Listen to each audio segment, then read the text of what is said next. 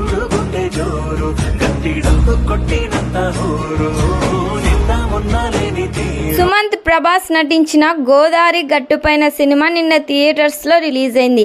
ఈ సినిమా ఒక romantic love story కావడంతో ప్రేక్షకులు కూడా ఇంట్రెస్టింగ్గా ఈ సినిమాకు బయలుదేరుతున్నారు. ఈ సినిమాకు తొలి రోజు బాక్సాఫీస్ దగ్గర ఎంత కలెక్ట్ చేసిందో చూద్దాం.